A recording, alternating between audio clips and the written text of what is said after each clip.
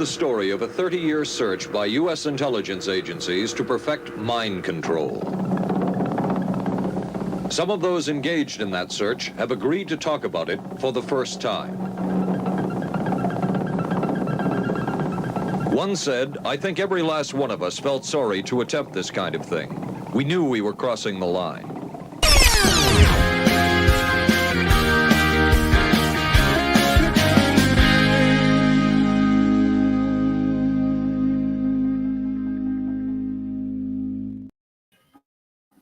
Hello, everybody. Welcome to Mindforked on this lovely, lovely July 28th. It's Sunday. I'm Akashi Chris. I've got a friend backstage. I've got updated backdrop. I got friends in chat places, and we're going to be talking to them in a minute. Did you like the twist on my intro? That I added that in there because to add a little frosting for the show, because I'm feeling a little dangerous.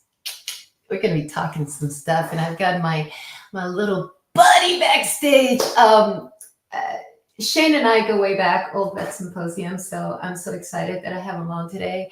The intro music, thank you again to Dave Hurley from the Hurley House, Lynn Hurley, for the music. And then that piece that I added in the middle is actually a clip from ABC News, 1979, Operation Mind Control. This aired on prime time somewhere. And I figured you guys needed to see it, and you're going to see kind of the theme of the day. And we're going to be playing some games and having some fun. Let me say some hellos real quick before I bring in my special guest who's backstage. On the chat, we had Good Morning UFOs, rebranding of Alien Girl 111. We got Diane Boss. Hi, honey. Moon at Noon is in the house. Moon at Noon in the boss. And Nicole. Hi, Nicole. That's so good to see you. And my husband, Stuart, who's back there. He brought me a drink. He's so lovely. He really is. Is really cool. I get choked up because he's so cool. Can't even talk about it. So I think I already said hi to Moon at Noon, who's from the BMR clan, Bigfoot, Michigan Rob. And we got Jeanette Angel. And is that it? I think. Oh my God, and Butt Files. Hi, Butt Files. How are you? So without further ado, I'm going to bring in my special guest here because we have a lot to cover. And I just realized that I talked to him before this, and I didn't even ask him, what's your end time? Where's that casual? We met in Vernal, then we met in Roswell. He's so many things. He's a veteran. He's a shaman. He's a writer. He's a researcher. He's a journalist. He's worked for the Roswell Daily Record. I mean, he's and he is, most importantly, and most of all, he is family. So he is here to join us today. So welcome, Shane Frakes. Shane! I didn't have like the cheering groupies. I forgot to add, little frosting. How are you, buddy? I'm doing well. I'm glad to be here. I'm so glad you're here. Has it been 2 years? Yeah, it's been a while. 1 year. It's been a while since we last saw each other. Shane and I met in Vernal, and it was so cool. Remember that first time? You were like really kind of shy, just kind of coming in. But I'm so excited that we kind of hooked up and talked as a group, and you started talking to us then. Was that your first time you went to a conference? Yeah, that was my very first conference ever, and that was only my second podcast, sharing like the start of my UFO experience. So it was pretty amazing. I met some good friends there too with you guys. Oh my God, we became like those people that you click with. That's how I kind of describe our interactions. It's like you find your clan, right? And it's like within even that conference, you saw how certain pockets of people started kind of coalescing and hanging out together. And you were definitely one of those people that just left such a huge mark in such a big place in all our hearts. Amy had you on her documentary yesterday as well.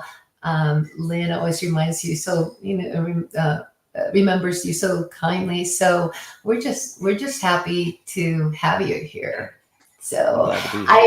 I want to give a little preview of what's going to happen, because first of all, we're going to hear your story. I want to make sure that that our chat fam and all of our viewers are able to hear kind of where you came from and how you got here, a little bit of your journey.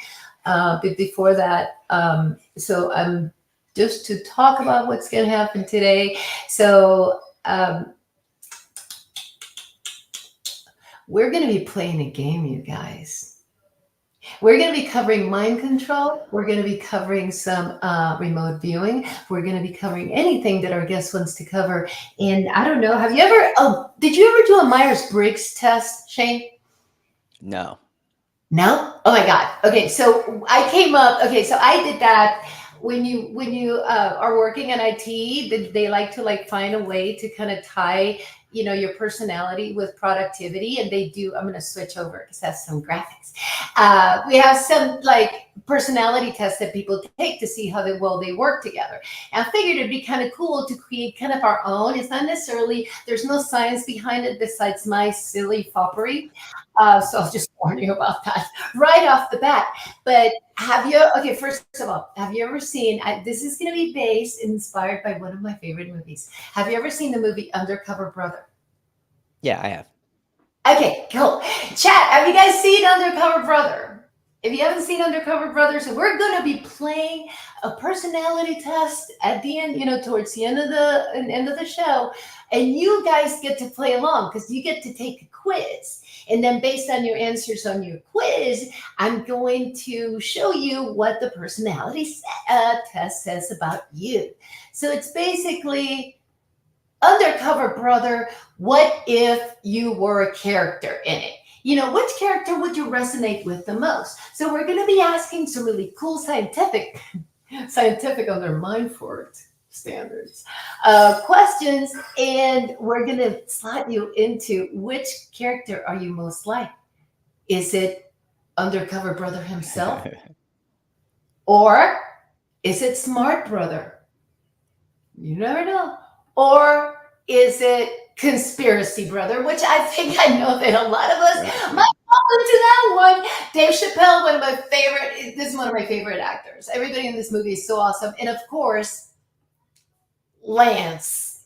And do not undercut Lance, because Lance, the premise of the movie, for anybody that doesn't know, it is an organization called the Brotherhood, and they're fighting against a man who is actually trying. It is about mind control, Shane, and that trips me out because when I was thinking about the jokes around it, I totally forgot that it is a movie about mind control. So Undercover Brother belongs on Mindforked. So for anybody that doesn't know, just to set the stage, and then we're going to start talking to Shane here. For anybody that doesn't know Lance, how did Lance fall into this whole thing? Lance was a diversity hire for the Brotherhood, but he brought a lot of value. And here is some.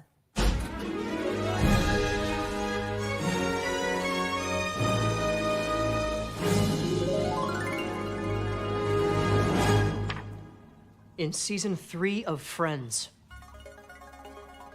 what object of Julia's did Ross see on his bedside table the night he kissed Rachel?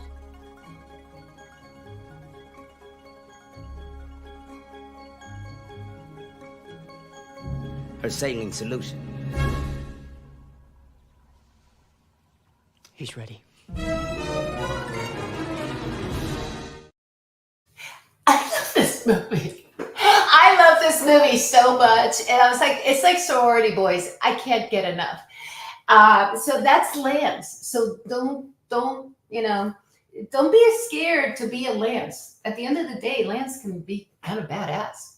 So anyway, Shane, are we ready to talk some, get into some of this fun stuff? Absolutely. Just as a preview, just kind of how we got here.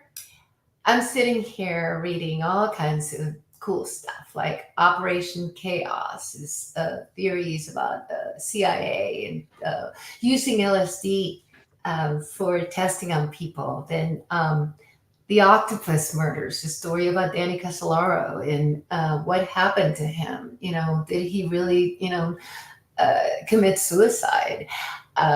What was involved in that? And then finally, I was watching Wormwood, the story of Frank Olson, and that put it together for me. And I was like, man, there's the things that they did back then, watching the church committee in 1975, just to kind of lay historically, the overreach, finding out about all these programs, exposing all this stuff. One thing that I was thinking about is that history repeats itself. What has happened? Have these programs completely disappeared, or did our government continue the search? Maybe in different ways, or ways. If you had a way to control someone or control a population, would you give it up? It's like, or would you evolve it? So this is where I'm like, I saw what you were looking at, and I'm like, I gotta talk to Shane because I think he might have some insight. So what do you take me down? First of all, let's set the stage for how we got here. What's your story, and what brings us here? Absolutely. So let me start. I'll give you a little truncated version. So as a child, I don't have a lot of memories, childhood trauma, which a lot of individuals have. So I went through life just like any other individual. Served in the military, served 3 tours, combat tours, Iraq and Afghanistan.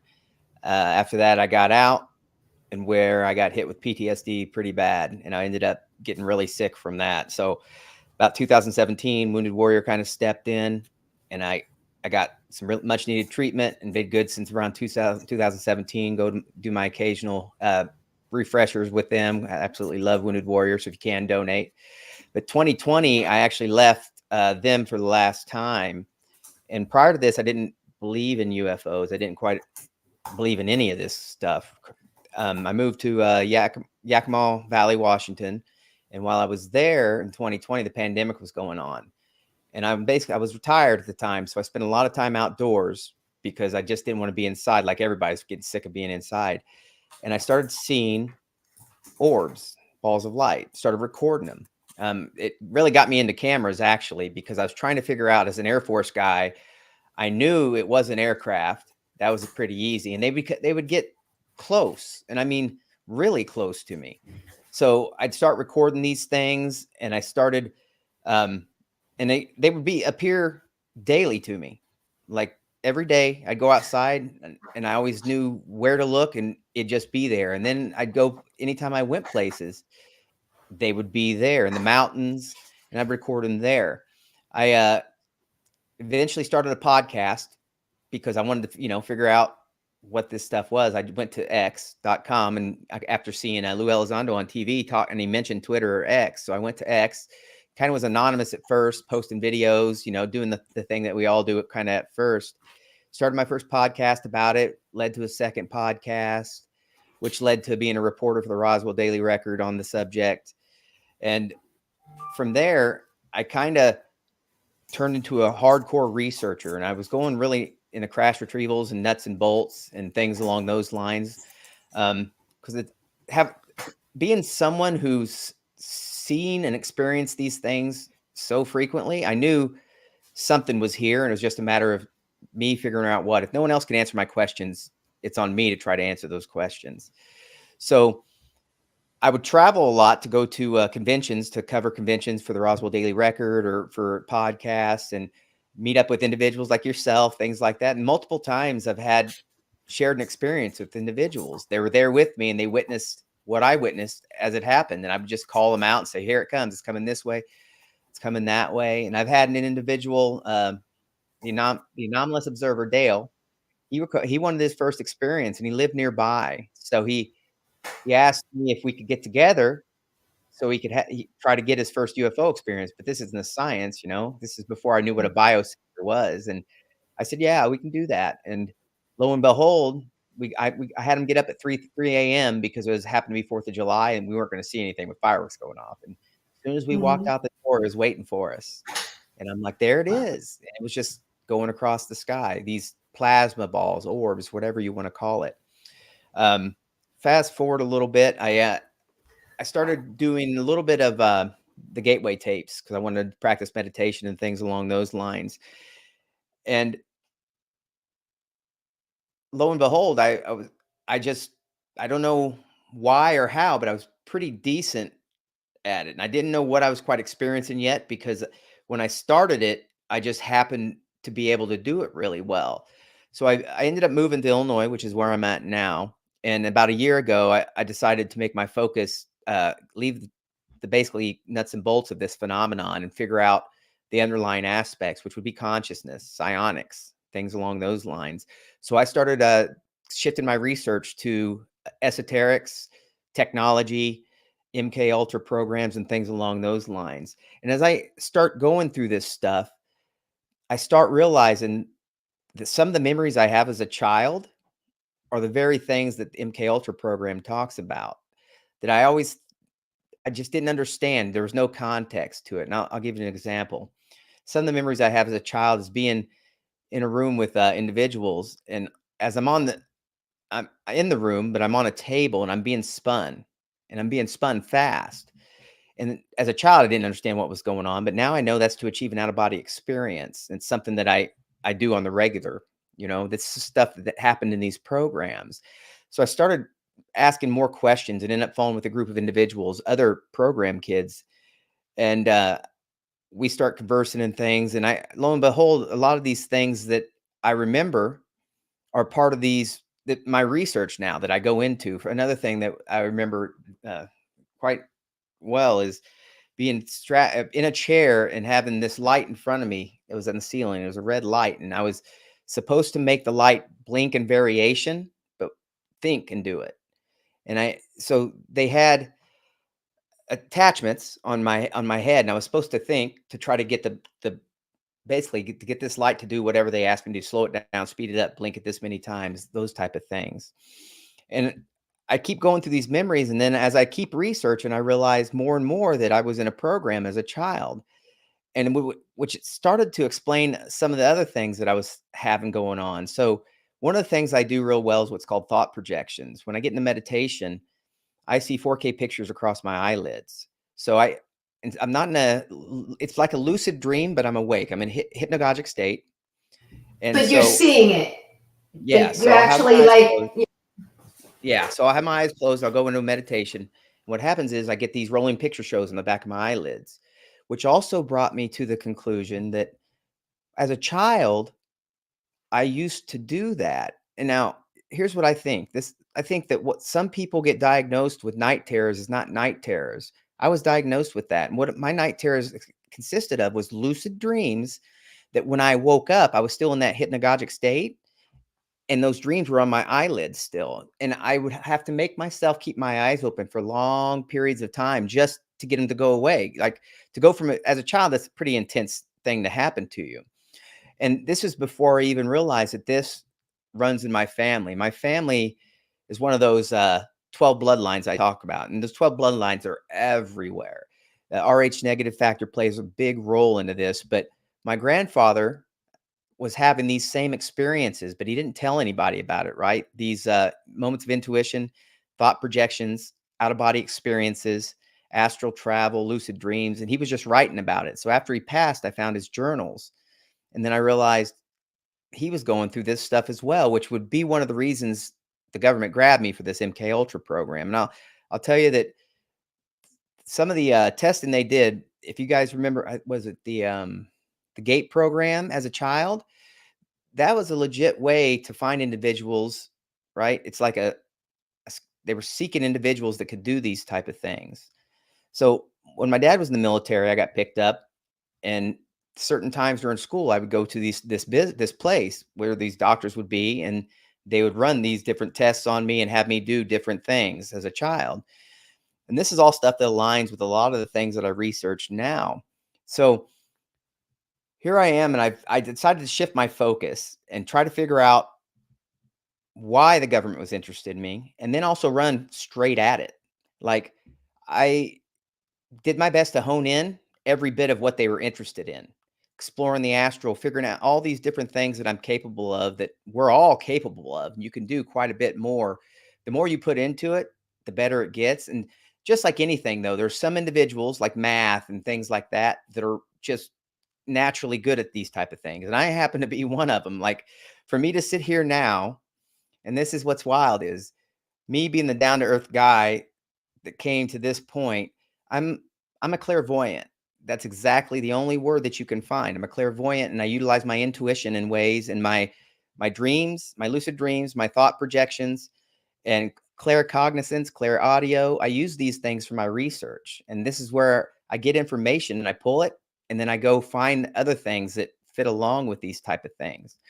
So these MK Ultra programs, yeah, they're real. Everything's real about this, and I'll say that the phenomenon is MK Ultra. It's all about that, right? That the psionics, and I think Ross Cohort just mentioned this. So that's where I'm at right now. As when you mentioned shaman, that's essentially what I am. I mean, if you go back down through religious texts and all these other things, what you'll find is a common thread of shamanism, wizardry. You have awakenings, enlightenment. All these things are the same thing, and you can also find these different allegories and parables through basic different religions, mythologies that give you the same information, just with different wording about how to achieve these type of things. I think Judaism calls, or prophets is another word they use for it. And I'm not saying I'm any of these things. I'm saying these are words given to what I do. And it's one of those things that you can enhance in such a way that, like for me now, it drives me all day long, every day. So I run around all day using my intuition in ways that I can't begin to explain. And one of the other things I should add as well, like I put my money where my mouth is, right? I want to figure out what all this is. So I'm currently remote viewing with a group, well-funded organization. They put me through trials, testing, because they were trying to find psychics. And lo and behold, I'm one of them. And then one of the things I've also volunteered for is having my biology tested, why I can do these things and how I'm doing these things. And there's people, I'm not going to say names that everyone knows involved in this stuff. And I'm just as interested in everybody else, but my biggest interest is making people aware of it, because one of the downfalls to this is if you talk about these things, you're a conspiracy person or you're crazy. And I can assure you that's not the case. There's so many individuals out there that have this ability to have out-of-body experiences, surf the astral, have lucid dreams, thought projections, things like that. And so that's one of the reasons I write my articles and things like that. It's because I want people to have a jumping off point and seeing, what's going on. And my articles have progressed from going like to the old MK Ultra research to thinking about technology and where it's probably at now and what they're trying to accomplish or what they can accomplish. That's the stuff I love and I write a lot about. There we go. That part is where, when I saw some of your articles, because again, so I'm going back in history, right? And I'm looking at these historical figures of these programs that were exposed during the church committee. I mean, they were. It's all documented. And the stories, they're really wild when you think about it. It's like people forget that these things happened. Like, this particular person, Jolyon West, was very, very involved with testing using LSD. He was obsessed with mind control. He was also obsessed with like cat. It's crazy because it was a cat aggression.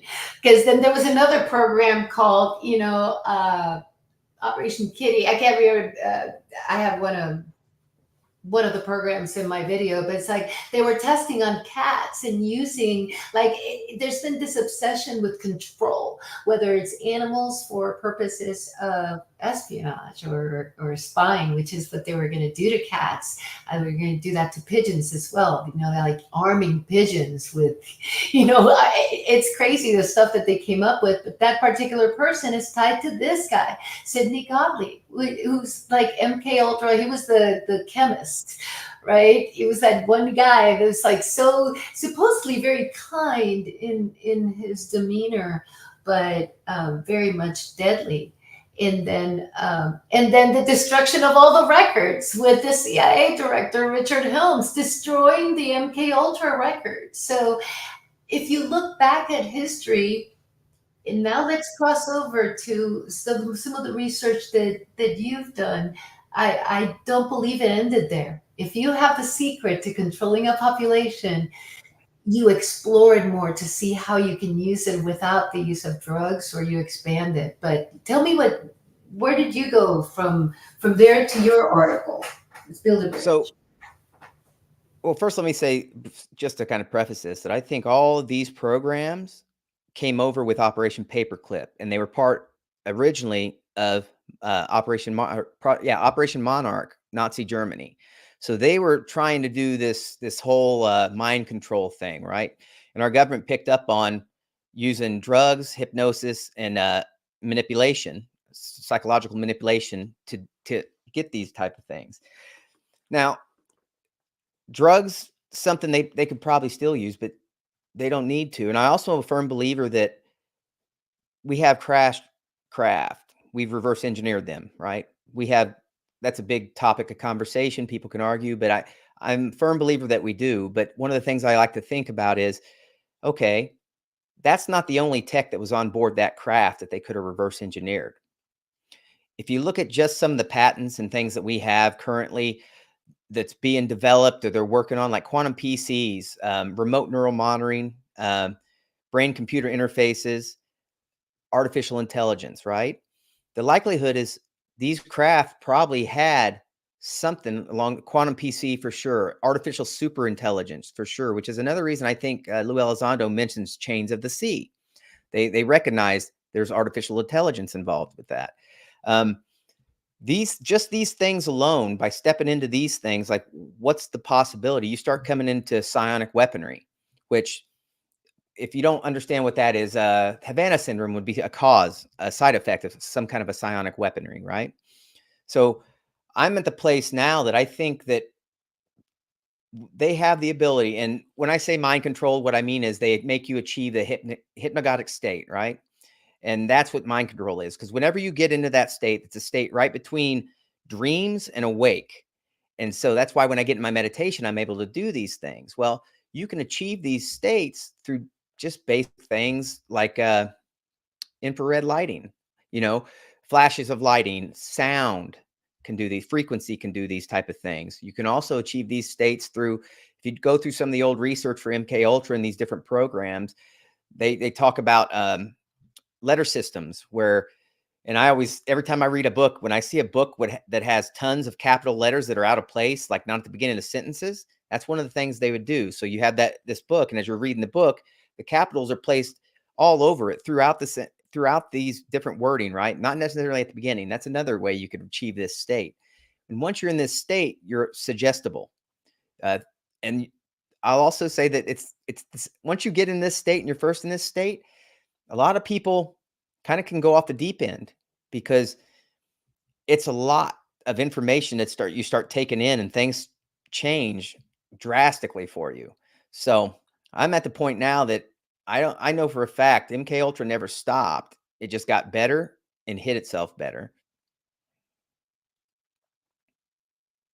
Yeah, I was thinking, I was like, okay, so they used all kinds of really, really bad strategies without people knowing, including LSD, sleep deprivation, trauma, any personal factors that, people, they say people with NDEs, that seems to unlock certain things. So think about it. You can profile and find all kinds of people and target them in ways to, if you're close to being able to create a human that you can 100% control to the point that they go against basic humanity things, I was watching a clip of an experiment where they took these people and they were like testing. They told them that there was somebody next door, and whenever they got the answers wrong, to turn up, like zap them, and it would get to the point of death or beyond. The guy on the other side is pretending, right? So he's like, and then all of a sudden he stops. And so many people got to the point of killing. that they were shocked at the percentage, and it was all based on how the experiment was presented to them, the authority figures in the room, the idea that they're supposed to follow instructions, that it's so important that, you know, that this experiment gets done, that they do things that are outside of things that you would think would be possible. You know, I mean, it goes against your core as a person. You think that your morals and your ethics will keep you from it, but are they puppets? I mean, you have a little, like one of these articles, is it that one? Yeah, the digital puppeteer, how social media shapes minds. You know, is there a softer, more subliminal way they're doing this to us, Shane? What do you think? So that article came about because, just like I said, I like to think about what could be accomplished if our government and NHI had quantum PCs, artificial superintelligent things along those lines. Well, the amount of time we spend on social media, and this is kind of a double-edged sword, and I'll give a hypothetical after it. So between that and the article about the near infrared or the IR lights, right, that are on your phones, that one there. So between those articles, if you take a population and you were to subject them to brainwave modulation through those IR can actually penetrate your skull and go straight into the brain, get you into that hypnagogic state. Okay. So with that, and you combine that with, let's say, our social media, and if you have a quantum PC, you're completely capable of breaking all encryption. It's not a hack, so no one would ever know they were on there. And if there's an artificial superintelligence involved, what you got is the ability to create on the fly different people, fake accounts, fake videos, right? Deep fakes. Just, it's something that's already here. So these are things that can be used to actually cause chaos, narrative control, to put us in a state and to give us information or to psychologically manipulate us.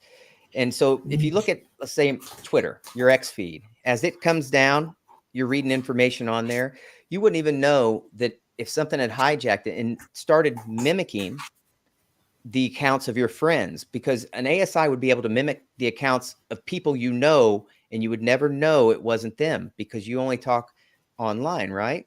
So you would get information, you would see things that they needed you to see, and what it would do is sometimes it'd cause stress.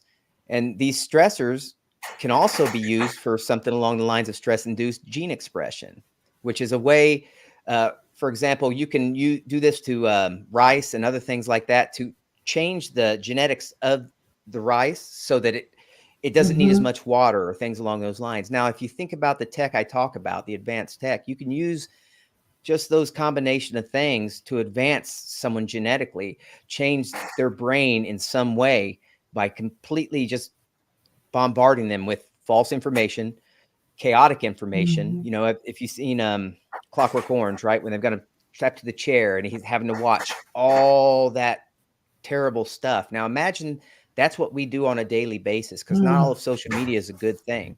And what this does is this is basically a way of manipulating individuals, because when individual A sees this type of thing, they say or do this type of thing. And these are things that you can eventually start patterning out, and by the way they react online and stuff like that. So you just keep feeding them what you need to feed them to get them to do and say what you want. They know, and that's where the site. So you got the whole the ability to land all these messages. So you got the channels, social media, email, pop-ups. I mean, I started watching what I get targeted with. And I do that to myself, right? Because you'll click on something and all of a sudden they know. It's like Pavlov's dog. It's like, if we throw this, what are they going to do? And then after that, what do they do after? You put AI behind that, and the modeling capabilities of predictive behavior of what I'm going to do if you push these buttons. It's got all the power to figure out my formula based on everything I do or say online. The things I click on, the things I buy, the things I talk about, the things I repost. And then it could repost to me based on who I think it's an authority figure. It gets sent to me messages coming from people that I trust. I mean, think about how messed up that is, right? Sorry, my mind's being blown. You talk next, because I'm like, as we're talking through this, and I knew this would happen, it's like we're just, there's something to this, man. This is mind-blowing, but you can take it even a step further. Like I said, I like to explore the possibilities. And in my head, it's always whatever the civilian world has, the government's had for 20 to 30 years prior. And that's the way I work my brain with a lot of this tech. So if you were to somehow be a part of remote neural monitoring, which would be remotely having your brain and your biology monitored, right? And there was an ASI and a quantum PC attached to this, what you could do is everything I see, they see. And it would alter everything that it feeds me on my algorithms on Twitter, things like that, to get me to do and say things that it wants me to do and say. And that's not that far-fetched of an idea. So just imagine you're going about your day, and it's another way to guide you. For example, synchronicities, digital synchronicities can happen this way. If you had this ability to be attached to someone at their head with this quantum PC, this ASI, a brain-computer interface, and I think that's the other three. But if you had all these things going at the same time, what you could do is everything that I would see would then be a way to manipulate me. Because if I don't like certain pictures, it would know from remote neural monitoring that I react this way when I see this, or my feelings go this way when I do this. It knows pretty much all your feelings and everything you do. So then it can straight up manipulate you with just digital images, your playlists on audio, music. Like if it wanted to, this quantum PC again would have the ability to decrypt everything. And so a lot of people, when they listen to music, memories come up, feelings, not necessarily all good, bad, but it can explore those by playing random music for you. And memories, as they pop in your head, are then logged and then later used against you for, for this, that, or the other. It's just another way of doing psychological manipulation using technology. So you being a shaman, and this is something that we do these spaces on a weekly basis, and we sometimes explore, it's like, how do you tell, I want your opinion, and how do you tell your divine guides? Because I know that there's some messages that come to me from, somewhere else, and it's not the tech. It's like, I'll all of a sudden turn to a clock when it turns 111. I don't miss my angel numbers. And it's not like that clock is being presented to me. I happen to just walk to it. But how do you tell the difference between the divine guides and the people that are trying to manipulate a population into potential, like whether it's conflict, to come up with nothing, to net out, net out any progress? How do you know the difference? How can you tell? I would say discernment and intuition. And I also say, like what you just discussing with the clock, you said 11:11. So that's your intuition. That's huge. All humans run on this, and we don't even realize it. Our intuition will kick, and we pay attention, and we notice things like that. That synchronicity is because our intuition's telling us to do that. How and why? That's divine guide, I believe, because that's one of the things that I've honed in, using Seth Peribson, his awesome research on the NAC protocol, which has really brought me quite a bit. It kind of changed my lifestyle, because another important thing about discernment is emotional intelligence. It plays a huge role. So for the last year, I've spent a lot of time facing my shadows, doing work that I needed to do for my trauma, for things along those lines, because everything we experience, we have, for example, generational trauma and all these other things that are built into us that colors everything we see. So it's like a filter. So as I take in information, I base my thoughts on that information and my personal being, how I've experienced things, my sadness, all these other things. If you get that to an even level, and I can say even because even a high, say a good emotional, if you're someone who's emotionally intelligent, just happy all the time, you need to be at a level place. You get there, you start seeing the information as it's presented, and you're able to take things out of it that are pretty wild sometimes. I often explain it that sometimes as I'm reading people's tweets and reading things, I see what they meant to say as opposed to what it says. It's almost like I can read how they feel when they wrote it and all these other things. So I think intuition, discernment, and working on our shadow work, right? Our mirrors and things along those lines. Being good people is a big part of that. Yeah, I think there's got to be something to positive intention, like that to a good, you wanting the good. Of course, good and bad is subjective, right? Depending on which, if you get put in a tribe, if the way to manipulate people is to put them in a tribe, to be able to kind of say this group works like this and this group will behave this way, but I don't know where I was even going with this. Because they could manipulate you in so many ways. And it's like, how do you know? How do you know? But to your point, I see those numbers, whatever the clock, it's like, and it's not like I'm looking for it. I will only look at the clock at 111, 222, 333. It goes on all day. It's insane. And some days it's better than others, which is awesome because it feels like I'm seeing things differently. Yeah. And you can feel the vibes. And you can see someone, like, your vibe has changed from when I first met you. You're calm. You're like got the zen to you. It's a je ne sais quoi, right? It's like I'm seeing you and I feel it. And it's just very so that intuition. I see 911 a lot. My number is 911 shows up for me a lot, which is really wild because I was actually at my very first base, my very first day of work in active duty Air Force was on 9/11, 2001.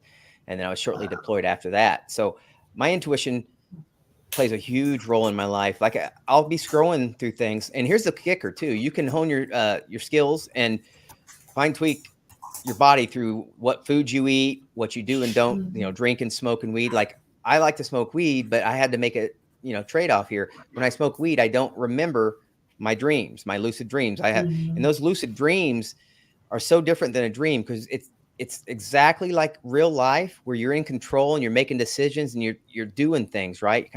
You hear people talk about the Akashic records and things along those lines. That's what you can do in these lucid dreams and these hypnagogic states.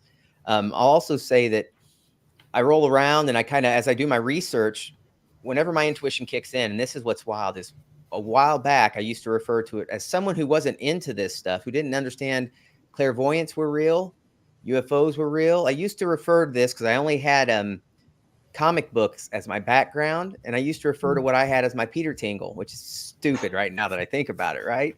But it was intuition. And I had a lot of trouble at first because intuition, when it kicks in, and I'll tell you as someone who deals with it daily now and can feel it, mimics anxiety in a way. I feel my head and heart. My head and heart will start going at the same time, right? And that's one of the ways I kind of know I'm onto something. As my intuition kicks in, they will go to a specific beat, and they go together. Because here's the thing with all of this: like our bodies produce a biophoton field, right? And it's pretty big, this biophoton field.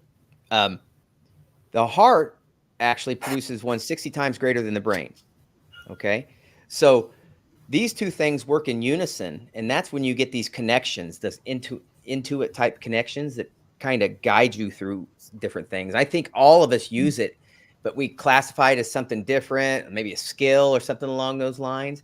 But it's wild to get to a point where you can read it as it's happening. Like, oh, something's up. I got to pay attention because my intuition's kicking in. And it's me and another group of individuals. That's one of the things we've been kind of working on. We call ourselves biohackers, trying to figure out how to hone this in as best as possible and use it in ways that others don't. Yeah, it's really interesting. I'm so glad you're doing this because I can definitely see the difference in how you're like kind of honing in on this skill. It's like just kind of perfecting this thing at the beginning. When I first met you, you were like, there's so, this is all so wild. It was like being waterboarded with new knowledge, and that's got to be hard because people think, oh, that would be such a blessing. Is it? Sometimes it's probably a curse. What do you think? Being connected, would you ever give it back? Being connected, it's a blessing and can be a curse. It all depends. And I'm going to give a hypothetical, something that, let's say, using something along the lines of my infrared lights that are on a cell phone camera, right? You would never even know that you're looking and being mind controlled. This infrared light would just be blinking going into your skull and you'd have no idea. And so you get into this hypnagogic state. Now, a lot of individuals that go through an awakening of some sort, and I'll say that Jacques Vallée mentions individuals such as myself that have UFO experiences followed by a psychic awakening. There's a reason for that. I think this goes down throughout history as well. You can kind of see these different things happening. Now, imagine if somehow, let's say there's reverse engineered tech that is now able to do these things, right? It's not necessarily from a UFO, but let's say our government's able to do these different things. When you first get into this state, this hypnagogic state, you start acting a little different because you're seeing things differently. You're taking in information differently. All of a sudden, you're getting information from everywhere.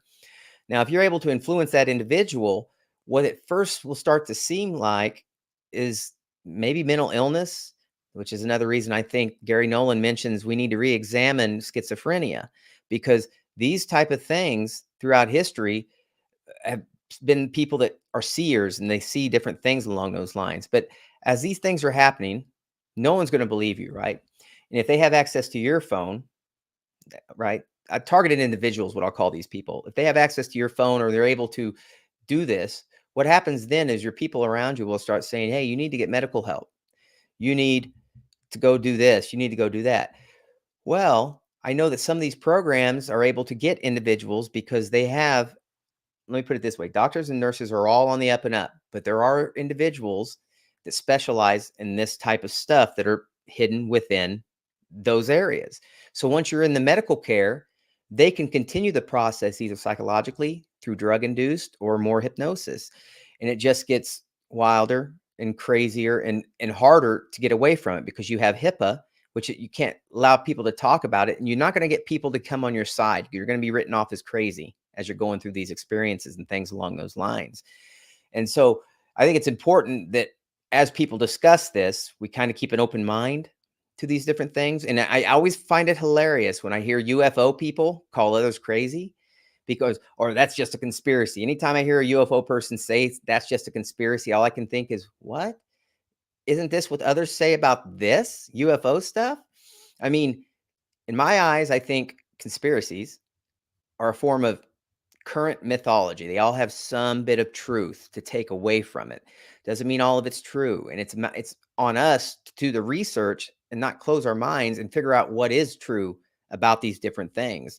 I think that one of the things that I've learned that, like, for example, I think that the old fluoride conspiracy, I think that has to do with what it does to block the way we see naturally, our connection with consciousness. I've read a lot of different things that talk about, well, that it crystallizes the pineal gland, which is what they used to think is what our sight was coming from. There's all kinds of different information out there that kind of goes over these different things. I think I wrote an article, which you may have there, about angel hair, right? Yeah, I think I got that one. Yeah, keep going. I'll find it. That's right. So there it is. So contrails, that's a common conspiracy that people like to talk about. And I kind of wanted to break it down a little bit. While using some advanced nanotechnologies, and I posted the paper in there. I'm not going to try to recite the nanotubes, but these gold nanotubes, I started connecting it with UFO angel hair. Is this something that was possibly used in previous psychic awakenings, which it would align with what the old Anunnaki lore that talks about them needing gold for the atmosphere, because these were gold nanotubes that are used in this. So I think some of these different things, there's variations to truth in them. And of course, I post this material for others to read, just, retweet and get the information, keep an open mind, maybe do their own research on the subject, because just because someone else doesn't believe it does not make it true. I'll be one of the first ones to tell you that. And I'll tell you that as someone who I communicate with something in HI, there's good and bad on both sides, good in HI and bad. For me to talk about it would get me a classification. I'm not too worried about it anymore because I know enough about this subject and I do it so frequently and I'm being tested on this stuff that I'm confident enough I'm going to keep talking about it. Heck, coming up, I should be doing some stuff where I'll be used as a biosensor, which I think is super important. Like, one of the things that science is currently missing is science is not doing the things that they don't know. They're only working on the things they know. in that Kona Blue document that was released about the consciousness-based stuff, they talk about biosensors, and biosensors would be experiencers, clairvoyants, or psychics, pairing them up with science and trying to bait UFOs. Because one of the things that UFO experiences always have is an experiencer that's attached with some individuals for some reason, which I have an idea of the reason, get more attention than others from whatever's here, these craft, because I don't think it's us that's interested in NHI. Those NHI are interested in us. And why? Why is that?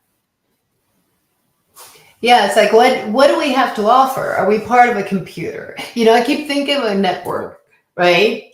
And it's like, are we just a connection to a central repository? When you talk about cloud, I always think of, is the Akashic record a cosmic version of what we call the cloud? Just like so exponential, because it just holds everything that ever was, is, or will be. I mean, I started to wonder, I was telling Stuart, I'm like, oh my God, Shane has to be hanging out the Akashic library to come up with these articles that he's coming up with. Because it's like, he seems to, it's like you've tapped into something and it's flowing through you.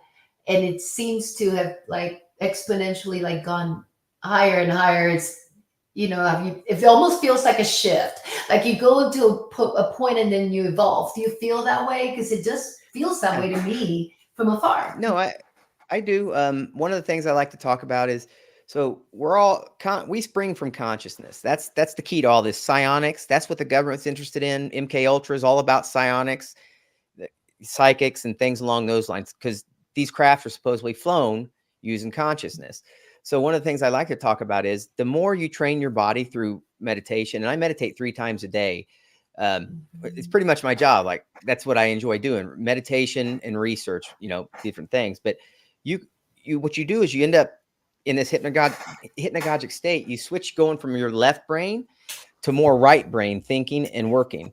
You can start walking around and doing things more right brain, which almost it feels like flow state. What flow state is that key to, it's basically that connection to consciousness. That door gets open and you're just spitting information out from consciousness. And that's why a lot of times you'll see, if you go back down through history and different art and things along those lines, you see this constant regurgitation of the same information, people building on different things. And I think that's part of consciousness, right? So I get information from consciousness, whether it be my thought projections, lucid dreams, or if I'm just in a flow state working and it's coming out. People come along and they see your art, your science, anything that you create, and they hit a flow state and they build on that. And what they're doing is we're constantly putting information out that consciousness wants us to put out there. And I think that information is where key aspects of the phenomenon and what's been here is hidden. And it's just kind of always putting itself out there. Like, I'm here, this is where it's at. And that's where I get my, I think I wrote that article on a while back about the butterfly hypothesis, ancient butterfly hypothesis, and ancestor simulation. And I think that as you go through, that's why you keep seeing different things like the 12 bloodlines, right? You had the Templars and the Masons, who the Masonic G is actually a number 7. And that 7 is basically a perfect circle. A shaman is what they were protecting, right? And it's coming from these 12 bloodlines throughout history. And it sounds elitist. It's not, because when I say this, 12 bloodlines, we're all a part of it. It's just branched off and it's been going for a long time. RH negative plays a huge role in our connection to consciousness. Those individuals that are RH negative, and it can be, you don't have to be RH negative. It could just be in your blood. For example, your parents were, and we all have this ability to connect anyway. But some individuals, minus this RH negative, have a really innate ability to connect to consciousness doing the things that I do. And I think it has something to do with, so when you're RH negative, your body doesn't make that D antigen or that D protein. And that D protein actually sits in the cell walls of your blood. Well, our blood pool is the biggest producer of this biophoton field that we connect with. And so when you don't have that thing, that D protein sitting on your cell wall, I think what happens is it's like picture that D protein like a energy blanket you put on your pool to keep it cool. it kind of buffers the sun, the energy from connecting to it. So without it, you're getting full connection to that energy source and you're able to kind of flow in and out of it. So I think all these things have been littered throughout history, just kind of mythologies and different religions. You can go through, find allegories and parables. You know, the Gnostic Gospels is a big one. All these things have different ways to get to awakening, enlightenment. And they even got little parables and allegories that discuss the things we should be putting in our body and we shouldn't. Like Candidus albicus from yeast is a no-no. That's a blocker like you wouldn't believe. So I've cut Are a you lot of my diet. serious? Yeah, so I don't eat I've been baking anything. lately. Yeah. Now I have to rethink my recipes, Shane. Yeah, yeast But it's itself true. it's a bad one, but you can also go through and see. I found a paper the other day, which makes sense because I was trying to figure out what the connection with figs are, because you find fig trees and fig mentions throughout history and religions, mythology, and all these other things. Well, lo and behold, there's some science showing that figs help Alzheimer's patients, something to do with our brain. And I think the key is you can find information for the future by going through esoteric information, you know, occult information, things in the past that they used to keep hidden. Exactly. It's like they took the solutions and they hid them away. They locked them up because it wasn't convenient as far as the narrative. And that's the part that scares me the most. But I have a couple of follow-ups to ask you. So Okay. on RH negative, are you RH negative? Yes. Well, Okay. both my parents were. So Really? that's my Okay. yeah, both my parents were RH negative. I'm actually B positive. So, but that doesn't Okay. matter. Like I said, we all have this in us, Mhm. and it's just a matter of luck, you know, luck of the draw, how much you have in you. So I am actually B positive, but I'm one of those fortunate. It's recessive. That's the word I was looking for earlier, right? It can be recessive in you, and you still have these abilities. Don't count it out if you're not RH negative. But I'm telling you, Yeah, that it's one of the things that plays a huge role. when I wanted to ask you because when my sister channel, Cosmic Carousel Marley, is RH negative, OD no, which, and she has, shaman. I would love to get you guys together because I found that fascinating. I'm like, again, it's like we're going in this parallel path. I was telling Shane before we started, it's like we're going down rabbit holes that are parallel to each other, and then I look over, it's like, oh, there's Shane. He's like, I get it all figured out. Let's go down that route and see what he's up to. But we do have a couple of comments, and I do have another follow-up question. So moon at noon, all I ever get is past and the now, never future. So that makes me wonder if the records is written as events unfold. The future is not set. This is how I see it. That comment from moon I'll at agree with noon. that. I'll say that one of the things that I think is really important is precognition is real, but the things you see can always be changed. Because if you think about it, sometimes we see future events in order to change said future events. So it doesn't always mean they're going to happen. I think a lot of the stuff that I see is, I get past stuff quite a bit as well, or now information, but I also get precog stuff as well. And I use precognition because, again, you don't know if it's going to come true until it does come true. But I see things that are supposed to be out, maybe we'll call it a different timeline in the future somewhere along those lines, right? Things that may make sense. And a lot of times it's not always as it seems. And that's the hardest part, right? You see something, you can't always take it for exactly what it is. And that's one of the things I had to learn right away with my discernment. Yeah, no, that's I always I don't meditate enough. I don't have enough discipline. I need to do it because I go too fast. I need to be in the moment and feel that zen. And lately, though, I feel like there's been a shift in my attitude, and it's like the way I see things. I'm starting to kind of just stand back and see where my own biases and my own, like those filters of this particular realm, limit my view of what's really happening in front of me. I don't know if that makes any sense, but it's like, and I feel vibes. It's like out of people. It's like I'll look at them, I'll be like, something's up. And it's like sometimes I'm just paranoid, but sometimes I'm on, and you just never know. But you did make another comment. You were talking about mental health. So I did have a couple of comments on that because remember Carl Jung's story the collective, like kind of some of the aha moments where he's like at a mental hospital. He's talking to a patient. The patient's talking about the solar winds. He's describing this whole scene, and he's like, he takes Young over to the window. He points out, he's like, look, the origins of the sun, right? And then it turns out, and it's stuck in Young's mind, but this person was branded as just schizophrenic and just, mental illness. Well, it turns out that that exact same verbiage that he used back then was discovered in a papyrus in France. Like, I don't know if it was 5 years later, 7 years later, something like that. And Young remembered. And the guy couldn't have known what was going on. He couldn't have known that it was discovered. He was actually in an institution for a while, and he was not educated. There was no internet. It's like those things like that right there, mental health are things not necessarily what they brand them as. Dementia. Sometimes I think that some of dementia is just at the beginning of life, when you can remember past lives. Towards the end of life, maybe there's a clarity.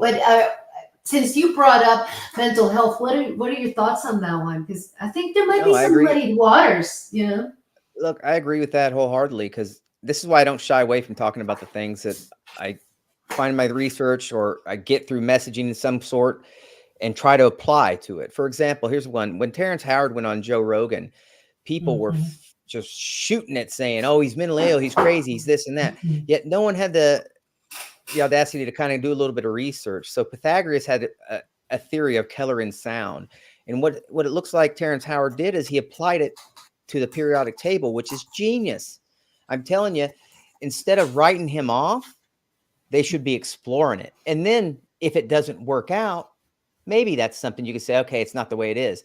But throughout history, people have been talking about frequency.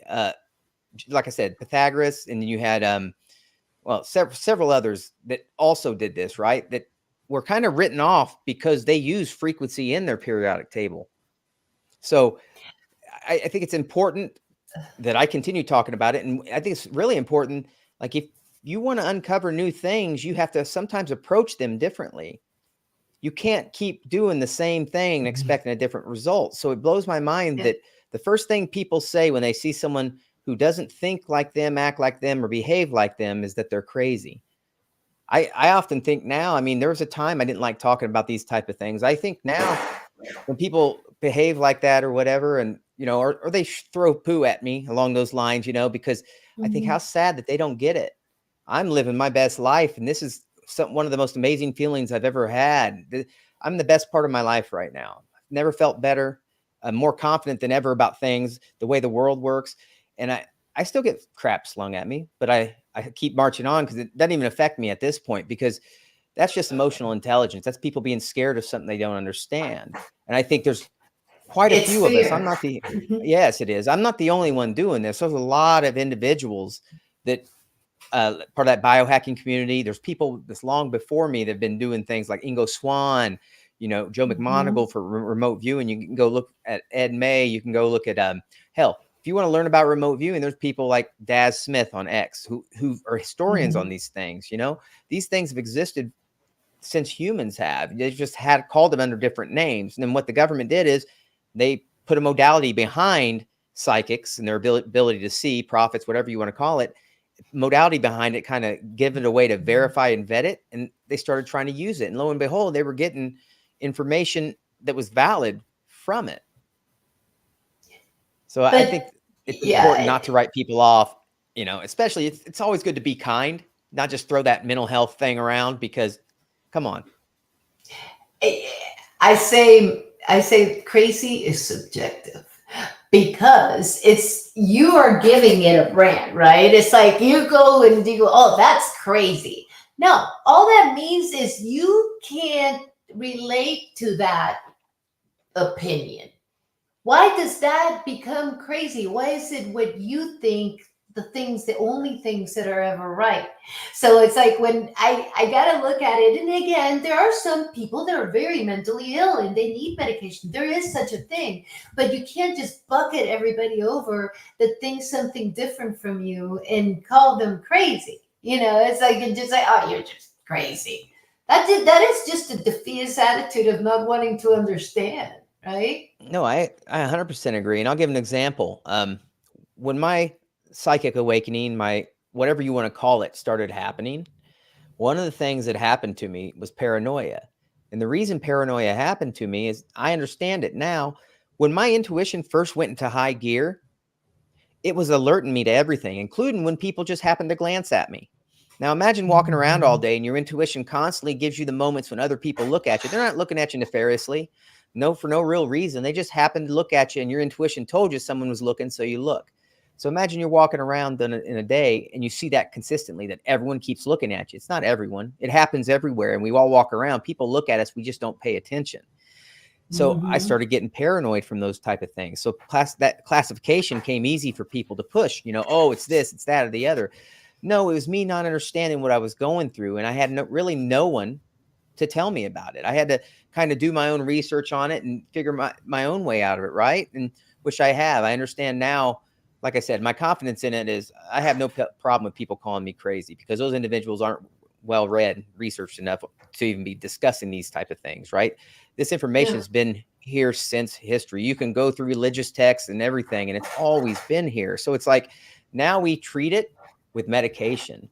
And I do believe mental illness is a thing, and I'm not saying that it's not, but I'm thinking there's quite a bit of this within the phenomenon within these psionics that we need to re-examine and stop classifying everybody as crazy because they get feelings or they have an intuition moment or they have a dream that was precog, because these things do happen.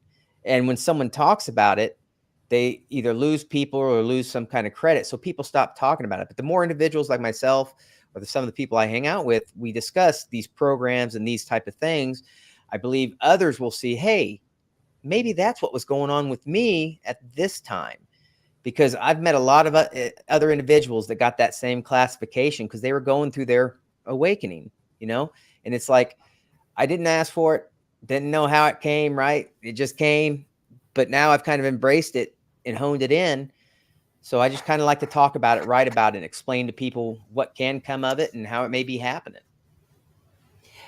Yeah, it's wild because you bring stuff up like this. This is why the community is so important, because you cannot bring stuff up like this in other places. They're just not ready. The fear kicks in. I mean, fear is a definite control mechanism. I'm convinced, as I'm looking, as we've been talking and as I've been researching for this show, I look at a lot of the notifications that I get, little tidbits, right? That I consider them clickbait, right? Oh, it's just advertising clickbait. But then I start to really look at what they're sending me, and it's all like, and I click on it, and it's like freaky accidents or bad things that can happen. But then when you start distilling all that, it's just fear. I am being dished, like handed a little platter of fear every 15 minutes with a notification of something bad that has happened. And it'll be the weirdest stuff, like stuff from like all over the world. It's not even in Oklahoma. And I'm like, why am I being served this? And then I click on it, right? So I've been telling them that I respond to it. What do I do next? So which bucket, which journey mapping have I fallen into? I'm in marketing, right? I came from marketing IT. It was all about doing this exact same thing at the very small level, at helping a business drive their business and connect with their clients. And how do they get their clients to spend money with them rather than someone else? Same thing. We called it subliminal advertising back in the 80s. Pizza Hut had the red color to make you hungry. It's been going on the whole time, but we're the frogs that boil slowly. I mean, I just feel like now it's become so obvious to me what's been happening all along, but I just didn't see it. I don't know. Is my mind too blown? Am I broken, Shane? No, you're not broken. I agree with that. And I can't remember the name of the program, but I was actually working on a paper now. It's one of my things I've been researching. Within the government, there are behavioral science units that their sole purpose exists to create things that can, whether it manipulate you for the good, like get you to sign up for healthcare, but their sole purpose is to do psychological manipulations in order to get you to do, whether it's good or bad, doesn't matter. So, yeah, you know what, Helen? You keep talking about your stuff. That's important because I've been there, done that. Helen is a sweetie. If you've never met her, she is such a darling. She's just, everybody loves her, and she's an experiencer, and people have, you know, she's always shy to share it, and we're like, we just want to hear from you because you're just such a lovely human. All humans are crazy. That's why the aliens don't play with us. You're right. We're like the riffraff of the universe. Pull up a chair and watch a world soap opera shit show. And you're right. That's something we do need to talk about because I want to, you're not broken. Thank you, High Vibes, for telling me I'm not broken. But as seems like a lot of things happening in the world, a lot of things are percolating. And I think those messages, can you hear me?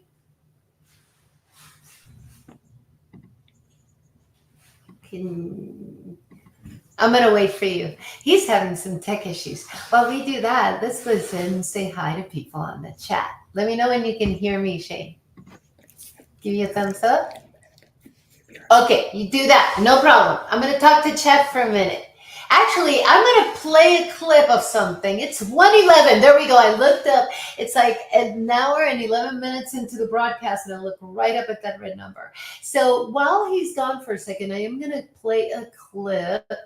And again, I'm going to do this real quick because I want to make sure I don't get into trouble. Let me play a copyright disclaimer because I have a couple of pieces coming.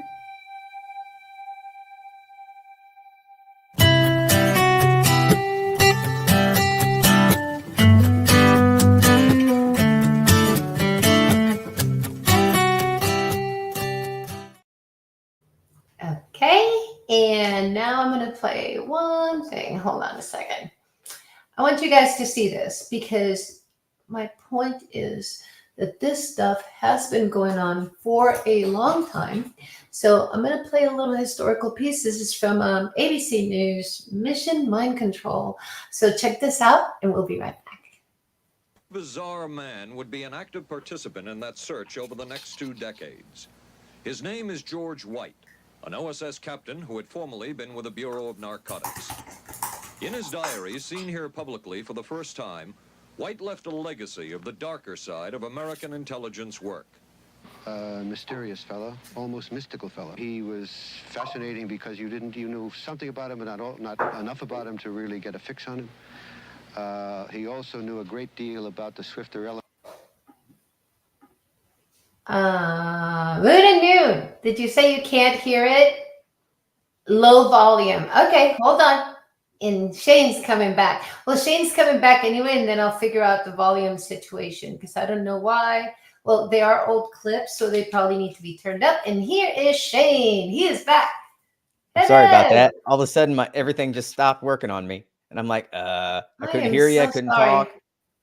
I'm so sorry. I'm trying to remember where I left off. But it was probably in, we were talking about dementia. We were talking about mental illness. We were talking about the dangers of bucketing people and generalizing and not actually paying attention and just kind of ignoring people. And I can't remember where we went to next, but hold on a second. So from a social media perspective, do you have any thoughts, like good tips for people? Like, one of the things I'm going to do is turn off the stupid app that keeps feeding me fear every 15 minutes. That's my takeaway, that I'm the first, like, baby steps. I'm going to try that. What do you suggest, from your experience? Take breaks. I take a lot of breaks. Matter of fact, pretty much what I'll do is I'll do like a scroll a day or something along those lines to get some information or talk to people. I write my articles, I post them, check my DMs, but taking breaks is super important because, again, you're being bombarded with all kinds of algorithms are trash to begin with. So even if they're not being hijacked by a quantum PC, they're still going to, whatever gets you more engagement, which for some reason, not for some reason, we're humans, chaos gets more engagement than anything else. You know, yelling and screaming is always more of a fanfare than just people being chill and cool and kind. And I try not to feed into any crap. Like when I see fights and things along those lines, arguments, politics, anything along that, I don't pay any attention to any of that stuff anymore. It's I think it's super important. And I also wanted to mention, so the stuff that I talk about, that I do, in Pasulka's book, The Encounters, she talks about the invisibles. That's what they are. They're essentially what I do, but they're doing it within government programs. So I'll also state that a lot of those individuals came from MK Ultra programs. Yeah, that's the scary part, that you look at when I look at these historical pieces that talk about mind control and the ability to have somebody that is totally cool, just mild-mannered, for them to do things that go so against their nature, to be able to like push a button when they believe that they're hurting somebody else. I mean, it's just really wild, and it can be done. And you look at MK Ultra, what did they do then? They were doing it with, very specific tools. Are they doing it now with specific people? And is that why some things make no sense? Because sometimes the things that they do make zero sense. It's like almost like they were puppet, like a little Geppetto to Pinocchio situation. I think that all of this, well, things can kind of be double-edged, right?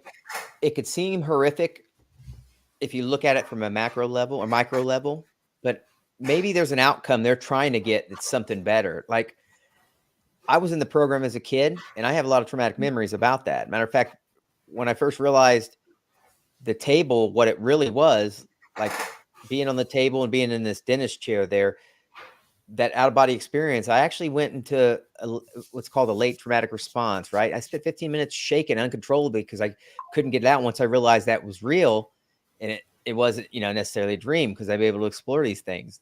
Lots of traumatic stuff happens in these programs. Mm-hmm. But because of these programs, and me learning about them, I'm here now doing the things that I do, and like I said, I'm my best self. So I think we go through a lot of these different things in life, and it just makes us better. And that's what I try to focus on. And I mean, it can be intense. The more you read about these different things, and this is what's important, there's lots of false or disinfo that's out there within the info, right? It's important when you do your research, you kind of use discernment and you vet this stuff, right? I'll say that if you want some good information on it on X, there's a couple people. There's the Imagination Podcast, and then there's I think it's Gray Area Monarch. He has a lot of the in-depth on MK Ultra, right? A lot of stuff I didn't touch on. Yeah, let's talk about that. What is it called? Gray Area Monarch, and is the name of the individual on one of them. And then there's another person who has a podcast, another individual. And hers is usually Survivors. The Imagination Podcast is what she has, but lots of individuals that have been through these type of experiences, and they talk about what they went through. I just kind of been weaving in and out of all the different things because I happen to use mine to research, and that's what I love more than anything. I'm gonna pop this out. Hold on. Is it on Rumble or is it on multiple? Because I found it on Rumble. The Imagination Podcast is on YouTube and Rumble. Is it on YouTube? Okay. Yeah, and then Gray Area. I think it's Gray Area. I have to look at it. Let me see. I'm looking for it. I found the Imagination Podcast on Rumble, and yep, that's hers. Emma is her name. She has a great podcast where she interviews survivors. And then let me find. Yeah, Gray Ellen, Area you Monarch. might want to check this out. Yeah, this is a great resource. And then you have. Emma, right? Is that what you said? Yes, Emma. Sorry. That'd be Emma. Emma. Here's on YouTube. The Imagination Podcast. This is a great resource. And then what was the other one, hon? If you go to x.com, it's Gray Area Monarch is his username. He's got a podcast and stuff too you can get to from there. But his name's Gray Area Monarch. And Monarch Monarch Butterfly, no, Here, let Great, me, Marcus Gray. Yeah, can you just put it in the yeah, let me get it real the quick. chat, and then I'll just look it up and make sure that I put that up there. That's what I'll do right 'Cause now. Because these are I'll tell you what, great resources. he's got some research, and there's other individuals, but I'm telling you, his is really in depth on the different programs that exist. I'm going to put it in chat right now. And hers is, she interviews a lot of survivors. Okay, that's perfect. If you can put There you that go. in It's in there chat, right now. and then okay, sweet. So let's check. Oh, private chat. Here we go. Gray area monarch. Awesome. Let me put this in there on X. Check out. One of the things that I also want to make sure we hone in on. Check area monarch. Okay, there we go. It's your remote viewing, like from your experiences. You know how. Give me the wildest thing you've seen. It's like what is a day in the life of a remote viewer? That's like wild to me. This is why I don't think that we're all meant to. I mean, we might have the capability, but it might be blocked on purpose because a lot of us wouldn't know what to do with it. So what is a day in the life like that? So it's pretty wild. So one of the things I want to stress is you got to just research on the subject if you want to kind of get into it. Everyone has this capability. It's just tweaking it. Some happen to be better than others, at it when they start. Are you able to hear me? I'm frozen up, I think. I can hear you. You're Okay, frozen cool. on video, but I can hear you. You're probably going to Okay, be cool. back. Yeah. All right. Anyway, so everyone has this ability, but the more you learn about it, you kind of go through, which I think I named some of the individuals off that you can kind of look into: Joe McMoneagle, Ed May, Ingo Swann, Daz Smith, who's a historian on it, and it talks about it. And there's a lot of others. Did you lose me? You're still there. Do you want to get out and get back in so we can see you talking? Because I'm you're coming like back now. frozen. Yeah, get Am back. I? I'm gonna remove you. Are you All coming right. back? Yeah, I'll be right back. You're still frozen. Okay. He will be right back, folks. If you guys have any questions, put them in uppercase. But any topics you want me to hit up with them on. Other things to watch. Third Eye Spies, great place to see all of Joseph McMoneagle if you don't know him. And here comes Shane again. Here comes Shane again. Are you there? Yeah, I'm here. You're moving. Yes. Go ahead. So I was stalling. I think it's important that people learn about these programs. You can even get taught. Like you can find people that can teach you how to do remote viewing and things along those lines, because there is a difference. Remote viewing is a specific modality that's accessing consciousness. Like I said, it's all about consciousness. We all have a different search function we use to access it. And then you put that in, you can do what's called remote viewing. And so my first time remote viewing, I kind of went in cold. I didn't know a lot about it. I was kind of actually skeptical and a little bit worried because, again, I wasn't sure I was going to be able to translate my clairvoyance, my psychic abilities into remote viewing. But it was explained to me what to do on my first trial that I did with this organization. And so, I did it. I clear my mind. I draw what comes to me, first things I start thinking about, and then write it all out. Right. And the way they did these trials was they used I think they're using old software from the SRI Institute. And what happens is it issues a number, so no one sees what it is. It issues an ID, and that ID is then given to me. Once I write out what I think's in it or draw out what I think's in it, the program, which already had a picture assigned to that ID, spits it out for them to see and me to see, because no one sees it until you actually draw it. And then you get a rating on how much of the information in those photos that you got from that ID. And that's how these things, they were testing us, right? And I did quite well in all, actually really well in all of them, which surprised me. Like I said, I'm still skeptical about a lot of the things that I can do. And I actually switched up. I enjoy these things, but I'm more about outside the box. I want to see what else I can do. And that's why I spend so much time in meditation and learning about, other things that people can do with their mind and their body. And it's, there'll probably be time and I'll be standing outside trying to do some kind of mind control on a flag moving with the wind, just trying to figure out what are the limits for the human mind and body? Because I don't think there's really a place someone can set any limits. I think there's so much more that we can be doing outside of just remote viewing. like I said, thought Mm-hmm. projection is not a huge thing. A lot of people don't understand what that is, and that's the images on the back of the eyelids. Some individuals I've talked Uh-huh. to are able to do that as well, but I get valid information that's both precog and all. Telepathy is something I also receive, and I'm sure others have received them in here. Telepathy is pretty wild Uh-huh. when you first get it. When you start getting the it's not voices in your head. It's a very specific feeling, sound, and the way it happens when it happens. It's not like someone's Mm-hmm. whispering things to you. But when I'm in meditation and I get these things, and lo and behold, I kind of, the first couple of times it startled me. I'm like, what was that? I was like, what was that? I just heard someone say this to me.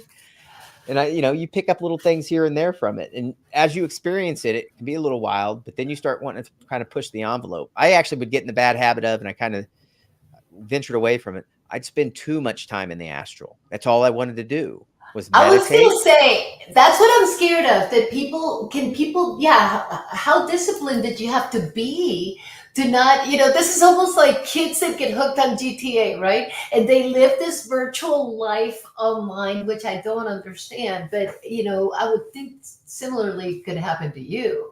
What Well, are you your know what, thoughts? I guess a good way to kind of compare it, if you're seeing, what is it, Flatliners, where they all keep going Yes, longer and longer.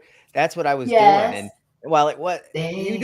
you will have some experiences that aren't the greatest, because again, you got to have protection when you're doing these things. That's why it's important, whenever you're doing these different things, that you maybe learn a little bit about it before you go in, because there's bad NHI, good NHI. There's people talk about demons and all kinds of stuff along those lines, but you should learn how to protect yourself when you go in and all this stuff. But yeah, so I was spending a lot of time, because at the time, as I'm learning it, it was a new thing. And if you're going through it, the astral seems to be a better world than the real world at the time, right? I had to pull myself back quite a bit, because it was like 3-4 times a day plus lucid dreaming. And I was realizing, man, I'm spending more time in the astral than I am in reality, which can make you go a little bit batty. I'm gonna get off mute there, but that's what I'm like. Is there a reason why only some of us can do this? Is there a reason why they don't? Is there stuff blocking people from getting there on a Yeah. daily basis? It's like, I really do think that they're making sure, because if we have these capabilities, we are super soldiers. Yeah. And not everybody has good intentions. You know how horrible people can be. They love to put a dollar sign on it and monetize it and publicize it and sell it. You're Are right. we being I'll say held back this. on purpose? Mhm. I think somewhat. I think some of the things that we have in our food, there's a reason the government allows these things in food and stuff like that, because they don't want a population of individuals that can intuit out bullshit and be psychics, right? Imagine a America full of psychics. Then you're not going to be fed bullshit, because you can kind of, you see through people and you see through those things. I think everyone has this ability. It's a matter of the individual to figure out how you hone yours in. Like I said, there's certain fungus that block it, right? For me, I can't. Alcohol takes away my intuition quickly, so I don't do that, right? And then weed, I lose my dreams if I smoke weed. There's lots of different things Mhm. that we can kind of change about ourselves and our surroundings, and the way we interact with the world's a big one as well. Being a kind individual and not relying on your emotional intelligence to kind of steer you allows you to do these different things. And it's, like I said, research on the subject. There's lots of interesting areas to go here, but heck, you can just start with meditation. Here's another thing I recommend. The gateway tapes. You can kind of find variations of them online, YouTube.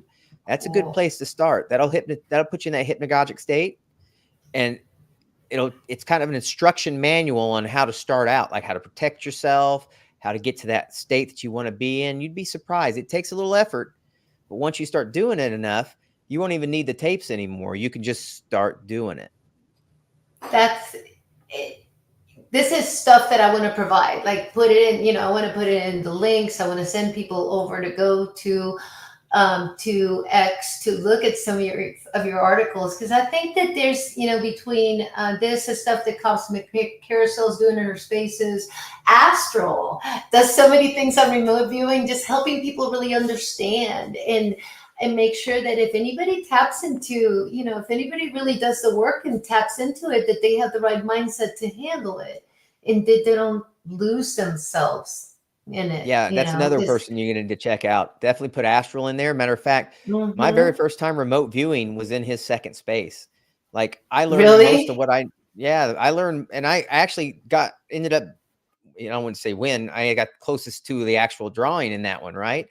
What I'll say is it helped me a lot. Hearing people talk about it, what they do and all that. One of the things I don't like though, is sometimes you run into individuals that say, well, that's not remote viewing. You can't do it that way. It's got to be like, look, I get that there are individuals that have spent a lifetime researching and working on this stuff, but approaching the same thing over and over doesn't mean you're right on it that way, because there are individuals that can do this just out of the box and they use different methods to do it. Right. So I think it's important to just try, you're like the remote viewing you can do in those live spaces where he actually does. I think it's a blind, gives you an ID number on the envelope, and then you just kind of draw out. And sometimes you get close and you're like, wait, there's something to this. A lot of times I'll hear people asking, like, what do you do? Do you actually like sit there and focus, right? You like really think really hard. And I think to me, and I don't have any abilities, but it just feels like things go better when I don't try. Is it when you actually when you don't put effort into it, but you actually do the meditation, that things just happen naturally? Because I think when you try to force it, I would think that this would not work. So one of the things that's important too is like we can kind of block this connection on our own by doing too much overthinking. Like that's one of the reasons mantras or like humming when you're in meditation is important, because when you're doing these things like humming, you're not thinking, analyzing, doing all this other stuff.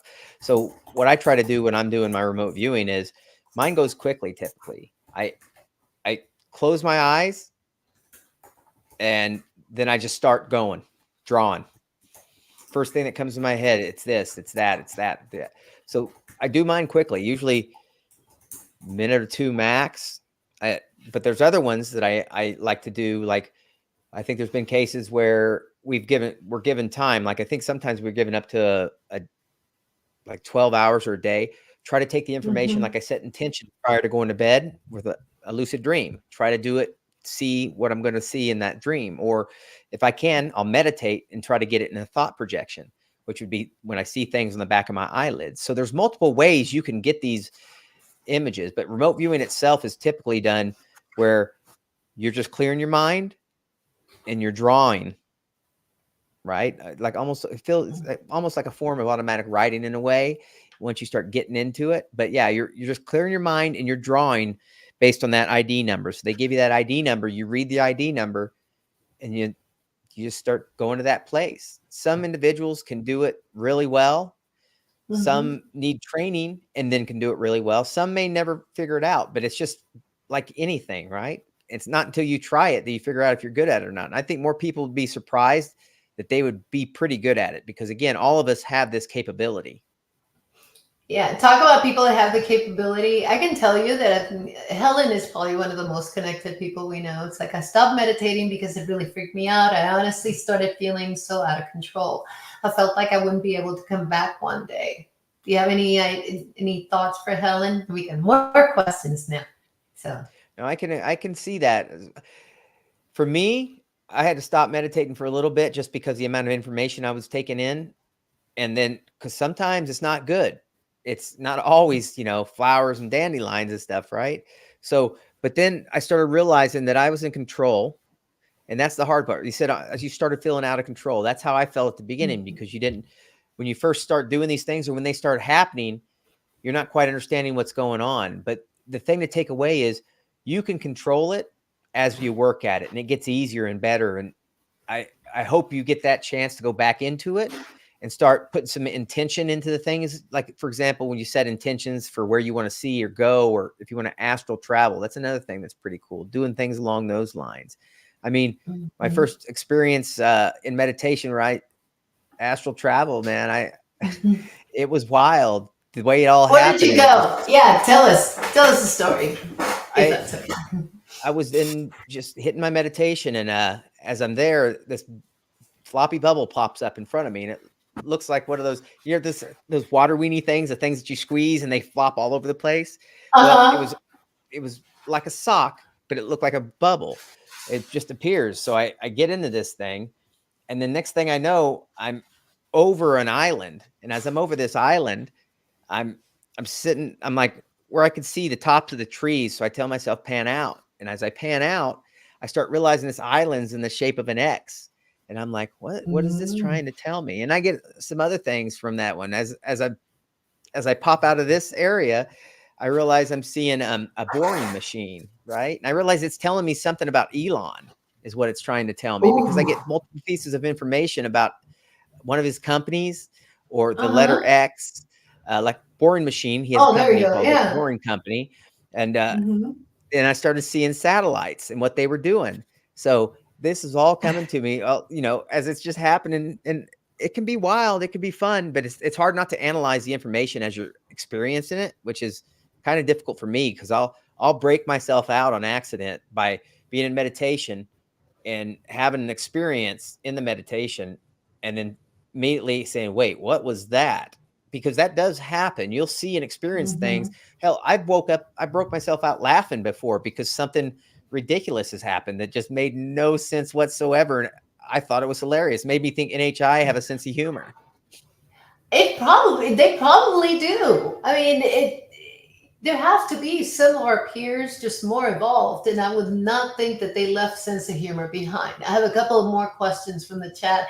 What's happening? This is Dorothy Hawkins. Hi, Dorothy. What happens when I close my eyes and visuals just show up? I am laying down to go to sleep, but before I snooze, these images routinely show up. Do you have any thoughts? Dorothy, that's awesome. That's thought projection. Dorothy's that's very yes, connected. That's exactly what I'm talking about. So what's happening? What you're telling me right now is you have a capability to naturally go in that hypnagogic state, which is right before it's between asleep and awake. And so I get those images on my eyes as well. You can hone that skill to where you go into meditation and you just kind of see a picture show of things. They keep coming and you can pop yourself back out. So that's pretty cool, Dorothy. Very cool, Dot. And then a poor Moon, he's like, I fall asleep. It's like, I think you mentioned it earlier too. It's like whenever he goes into meditation, they kind of pass out.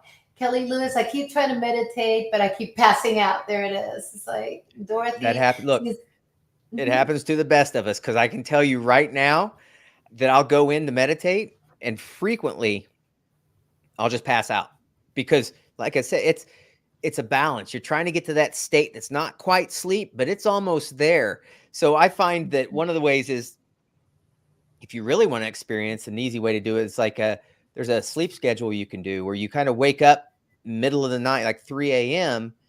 and then you go to meditate, because you're still in that state. You're waking yourself up from those dream states and you're in that state. Or you can vary your meditation. Like instead of doing it at night, like a lot of people, I used to do a lot of them at night, but I fall asleep if I do them at night. So I try to do some in the morning, afternoon, and then one in the evening during, when I'm not necessarily tired, but you want to try to be relaxed. So it's a hard one, but because again, you got to cut out lots of stuff that you may not want to cut out. Like for me, caffeine, I can't do caffeine.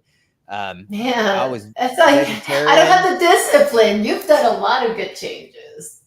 I've been just trying to see what works for me and what doesn't work for me. I've cleaned up my life quite a bit because of it, just trying to go through, trying to, I guess, hit the max edge of what I can do, with this psionics stuff. That's amazing. So Moon, I get answers between sleep and awake. It's only 1 second, but answers are there. I remember the inside when I wake. That's really good. That's awesome. That's why it's like, it's good to remember. For me, I ground myself with my dogs. One of them is always next to me and touching. We've had so many conversations here on Mindforked about the connection with animals and what, they're part of the collective consciousness. So they play a role. And some of us seem to be more connected, like being really driven by that animal, like relationship with animals. Do you have pets? What are your thoughts on the connection with animals, collective consciousness, including actually, my ex has the pets. So when I moved away, I didn't get them. And I say that, yes, that connection's deep. And one of the things, like, it hurts my soul to be away from them. And they just had to put my Doberman down, which not a Oh lot man, breaks I me wish I hadn't down, but brought this up. Ugh. yeah, it's all right. That broke me down when we had to do that. And it's funny because they're nothing but love, and you feel that connection from them. So I agree. They definitely. I'm so aware now. I don't want to kill spiders. I don't want to. I live in the country, and it's like I never thought about stuff like this. It's like I see a spider making the little. It's like I try to work around the webs. Sometimes they put the webs right at the door. I'm sitting here. It's like I don't want to hurt nature because they're part of this. I'm the same way. I You killing's off the table for me as much as I can avoid it. Matter of fact, I spent a lot of time this last year as a vegetarian as well.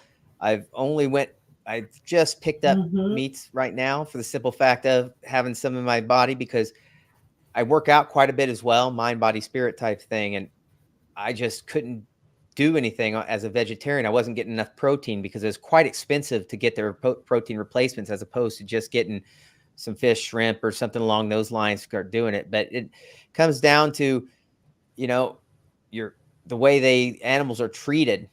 That's a big thing, right? And on these farms and things along those lines. And I do believe now, just through the meditations and things that I know, that there's a lot more sentience going on in some of the creatures we kill and eat, and that we wouldn't be comfortable if we knew, things like octopus or octopi, I should say. I can't do it anymore. I went to an Asian market and they had the live octopus, squid, and I'm like, I can't even be in there because they're sentient. They are. These creatures are brilliant. Anyway, I don't want to I'll get all choked up and I don't want to go there. So let's just keep rolling. How about anything else that, out of your experiences, anything else you want to share with the group? Tips, any other stories that you want to share out there? Anything you want people to know before we go? We're going to play a game here. So I think humans are a genetically modified species. We're hybrids built by, and when I say NHI, everybody, you should understand that I think consciousness is what we all spring from. And NHI is basically the same thing that's always been here. And it was God before, all these other religions are referring to what we call NHI now. Because if you go through this history, you'll start seeing these patterns. And they do show a different face with different, time or ages. Okay. Right now we're in technology age. So it's showing us this tech face. Instead of showing up as gods, angels, and demons like it used to, it's here as a NHI with their technology, because we're getting close to them in technology. So I think that's important. That's why I always do the articles about hybridization and stuff along those lines. I think our government, the MK Ultra programs, they were picking up individuals like me who are hybrids, and they've always known that Rh negative is a very alien part of our genes, right? Because if you look at it, I think an Rh negative female and an Rh positive male go to have a baby. The female has to get a specific shot because her body will reject it. There's a reason for that. Rh negative is alien to our species. And and again, the synchronicities, it's like I started meeting people that are Rh negative. You're sitting here talking about Rh negative. And it does seem, I know it all, Project Stargate was out there for a long time, right? And it's like John Alexander was part of it. Ingo Swann was there, Hal Puthoff, so they're all involved in this. And it seems like the UFO topic is coming back to, is it consciousness? Is the key to it really consciousness? Are we seeing something that's in the same realm? What are your thoughts on that? I got a call from I think so. And I think our government's always known that, like Andrea Puharich and his super kids, where they used extremely low frequency waves, and all this was about consciousness. Heck, I think Jack Foddy was one of those super kids, and there's lots of individuals, and these programs were MK Ultra. They just kept going. So I think they've always known it's consciousness. They know these craft fly with consciousness. So they're trying to find individuals that could connect. Me, I know a bunch of the other individuals. Right. Matter of fact, I don't know when it's coming out. I keep talking about it, but that Scott Andrews book, I don't know if you remember them talking about that book with Scott Andrews, about the secret space program. His father told him that he was in a program when he was younger.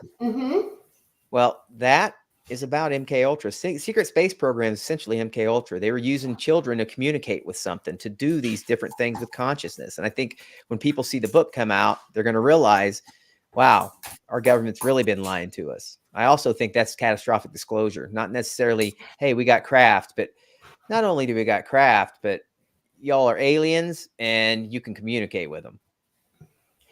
And we've been lying to you about it, and we knew it the whole time. Yep. Yet you're supposed to keep your cool about that. That's what scares me. It's the loss of trust. That security blanket, right? That authority figure that you trusted that made you feel like it's okay. You know. Anyway, it's just interesting how we are kept at, to focus on the things that are just so minute. All the politics talk about the aspirational concepts of that triangle, yet they keep us fighting over the minutia. So that way things happen and we can't tell. So are you ready to play a game, Mr. Shane? Let's do it. Let's do it. Okay, is chat ready to play a game? I will only play a game if I see some emojis. Otherwise, I'm just going to let it go. We can let them go and then we can play games. I'm just kidding. Okay, you guys want to play a game? We're going to play a new game.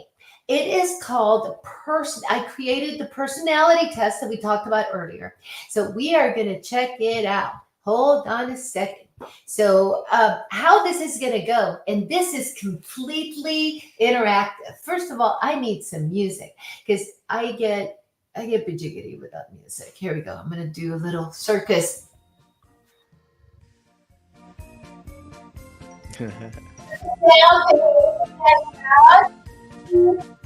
I love the festival. I don't like the circus because of the way they treat animals, so I refuse to go there, but I like festivals.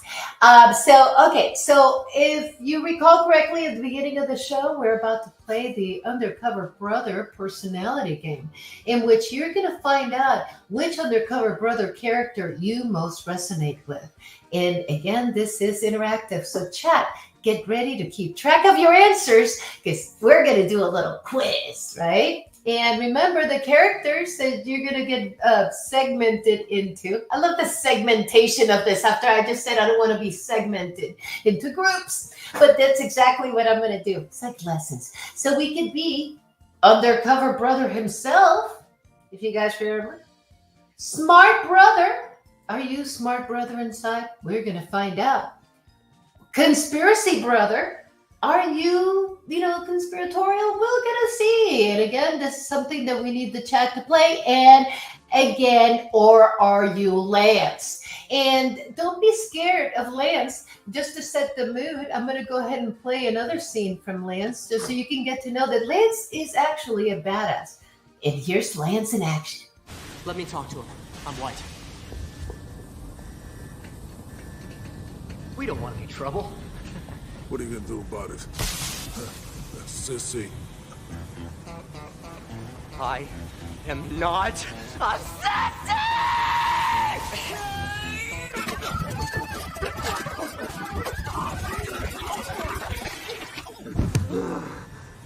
Lance! He shouldn't have called me a sissy. Never call Lance a sissy. So if you think that Lance is like just a diversity hire, oh no, he's got his own powers. So are you ready to answer some questions for me, Shane and chat? Are you guys ready to answer some questions? So let's go through the test. And this is like Myers-Briggs, but my version of it. So question number 1. What is your go-to outfit for a night out? A flashy suit with a white collar and flares. B, something with a functional pocket protector that screams, I just hacked the Pentagon. C, a tinfoil hat and a trench coat. Or even better, a full Mission Impossible black ensemble.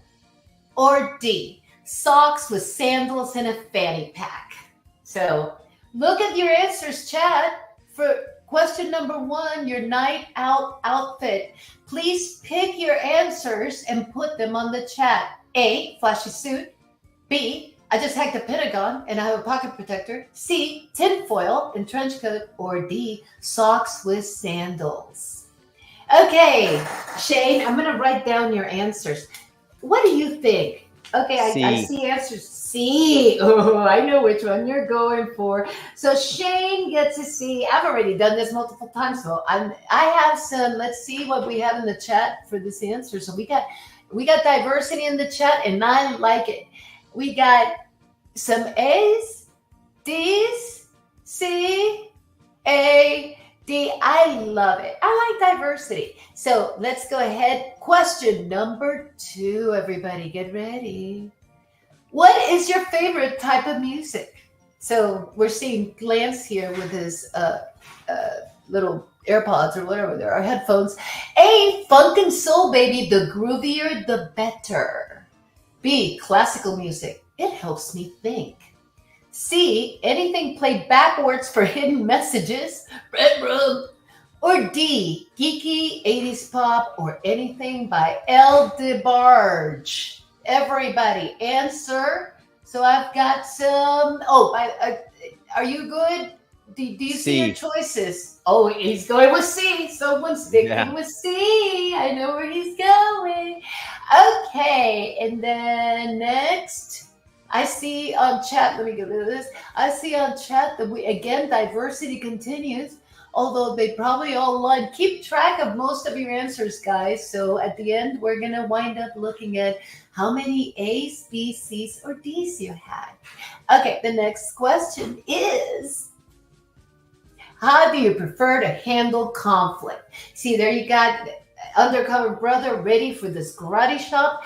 A, with style, a smooth one-liner, maybe a dance move. That's for the shock factor. B, strategically, with a plan and some tech wizardry. C, by yelling from the quad, this is exactly what they want. Or D, by awkwardly stumbling through it and hoping for the best. Okay, and we're going to remove that, and we got Shane. C. I totally knew which one you were going to go for the whole time. Yeah. But on chat, we still have, okay, let me see. Okay, I see. So High Vibes is mainly going down the A aisle. Diane Boss is going down the D route. I like it. And Moon and Noon is going B's. And I don't see a lot of C's. Raven does C's. Raven's kind of a mixture. So hold on, a couple more questions. You're like, why did I do this? As Shane questions all of his life's choices. Hold on, let me highlight this comment and go with our next question. And this question is, what is your best quality? A, your charisma. B, your intellect. C, your ability to connect the dots. Or D, your quirky charm and being in the right place at the right time. Charisma, intellect, connecting the dots, or quirky charm. Shane? That's more of a toss-up, so between B and C, but I'd still go with C. I use my intellect to connect the dots. There we go. It's a combo. You're going into a trifecta here soon. Okay, and I see a lot of C's in that category. Everybody went C, connecting the dots, because we're in ufology, and that's what we do. And then next, how do you spend your weekends? Partying and dancing like no one's watching. Watching Nova. C, building a bunker in my backyard. Or D, organizing my comic book collection by color. Which one would it be, Shane? You got building dancing? a bunker. Building a bunker. Prepper's delight. Yeah. Yeah, baby. Okay. And then by the way, on the chat, I see a lot of A. It's like A, B, C, muddying there. Just everybody keep track of their own answers so we can celebrate your personality at the end. Well done. And back to the last question, I think. How do you react under pressure? We have Conspiracy Brother here showing us how he reacts. A, stay cool and collected, maybe even crack a joke. B, analyze the situation and come up with a calculated plan. C, immediately declare it's a government conspiracy. Or D, panic, yet you make it through somehow. And those are your answers. So stay cool and collected and joke, analyze the situation and be strategic, immediately declare a conspiracy, or panic, but make it through. Shane, This what one we got for this you? one's going to be B. B. There we go. So you're a BC combo, right? So I see a lot of D's in the chat. I can't wait to get to your winner. So okay, so that is the quiz. So now, based on your answers, you're C, Shane, and whoever online, we're gonna find you. So let's go with who. If you have A's, you are undercover brother. Not a shocker. Let me tell you about it. Your undercover brother, he's smooth, charismatic, and always ready to make a stylish entrance. You handle everything with flair and a sense of humor. So if you are A, you are undercover brother. So let's go with the next one. Smart brother. B, if you selected B, whichever one, if you selected multiples, just take the one that you had the most. So Nicole, you would be a C. We're about to get to you. So smart brother. What's smart brother's thing? He's a tech genius of the group. You're always coming up with clever solutions and innovative gadgets. Just don't forget to take a break from the screens because of mind control. He spends too much time online, and smart brother can start to get polluted by all that messaging we talked about. Shame. So, and now we get to your category, buddy. Of course, not a shocker. You are conspiracy brother, my friend, and always suspicious and ready with a theory. You keep everyone on their toes. You're the watchdog of the group. And even if your ideas are a bit out there, we love you and we need you. So you're conspiracy brother, and guess what? So was I. So you were, but I like that you were a combo of smart brother and conspiracy brother. And then for those who picked conspiracy brother on chat, anybody conspiracy brother? See, anybody was just like Shane? I think Helena Crystals says she's conspiracy brother. So, and then the final one for whoever picked, I think Diane falls into this category, Lance. Diane is Lance. And what really is Lance about? He's dorky. He's lovable. He's accidentally heroic.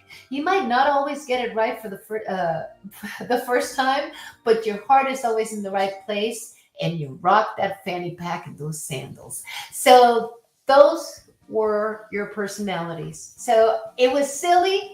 I hope you had fun with it, but that's basically what I did with that. They're not all winners, Shane. My ideas are not all winners, but it seems like people in the chat enjoyed it, did they? I'm like, I see Dorothy Hawkins laughing, Intergalactic Angler says, laugh my ass off. And Mina Nunes saying goodbye. So I love you guys. So Shane, where can we find you next, honey? Want to give you your afternoon back. We're almost two. Okay. Well, if you want, you can find me on X. That's pretty much where I hang out. I've got Facebook and Instagram and stuff is under Shane Frakes, but you can find me in my articles there where I like to talk about tech, the past, esoterics, secret government programs and things along those lines. And I like to connect those dots in between. So check them out, give them a retweet so other people can see them. I don't expect tips. I don't need anything like that. I actually put the information out there so others can come across it and maybe build on that information, or maybe even realize, hey, I might have been in a program, which is super important. So X is my favorite hangout, even though the algorithm's kind of off a little bit now. It's the work you're doing is so important, because as people find out, there's people that might not know that they were in that program, and things pop in and out of their head and they don't know where to turn. So I joke around about stuff because I just like to have fun, but I find it so important that you get out there and people hear what you have to say, because you don't know the ripples you're going to make. Maybe you talk to somebody that happened to be in the place where you were at maybe 10 years ago, and they need people like you. So your service is important. What's your next article? Are you working on a new one? What's your next rabbit hole? Let me think. I think today I published one on humans as for data, using humans and consciousness as data science. And I think another one is on a specific gene humans have, that if you, with some advanced tech, you could activate the gene and do a whole lot of cool stuff with a human's biology.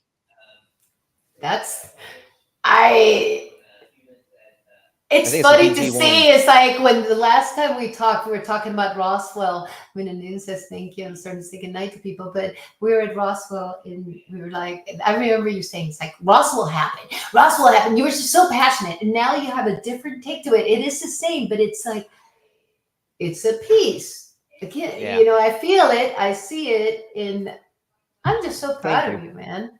I'm just so proud of you. And anything you need from this channel, we want to publish this type of information for people to make sure that you hit everybody with the right stuff. They need to hear it. There are no other places to go. So, well, thank you for having me. This was awesome. And chat, thank you all for asking questions and joining. Love y'all. And we do love you all, and say goodnight real quick. Helen, thank you so much for being here and playing the game. Dorothy, and High Vibes, and Diane Boss, and Intergalactic Angler, and Dorothy, Rockstar 8970 Able. I finally figured out how you say your name right, man. Moon and Noon. Everybody's just been so lovely. And Cindy was here. Nicole was here. I'm Diane. Everybody, Raven. Thank you guys so much for making it today. This is a really important message. Go check out Shane on X. If you liked what you saw today, please hit the like button and subscribe if you have not subscribed. I think everybody in my chat had subscribed, so I'm really happy about that. But we love you guys. Shane, family forever. After meeting you twice in person and seeing you here today, I just want to give you a hug from afar. It's like hugs, because you're just lovely. Love you guys, and love you guys. And we're gonna see us off with. I'm gonna put you backstage, and I'm gonna turn on the outro real quick, and I'm gonna say goodnight. Okay, so hang on there for a minute. Okay, say bye, everybody. Bye to Shane. And you guys, thank you so much for spending the last couple of hours with us. Hopefully this was useful and helpful. And again, I'll be posting a lot of these links. He gave so much information. All those resources will be there in the show description. So I love you guys. I'm going to see us off with, hold on. I'm going to see us off with a piece that I put together for this show. And this show was on, we were supposed to do this for a while back, and we didn't. There it is. Let me go ahead and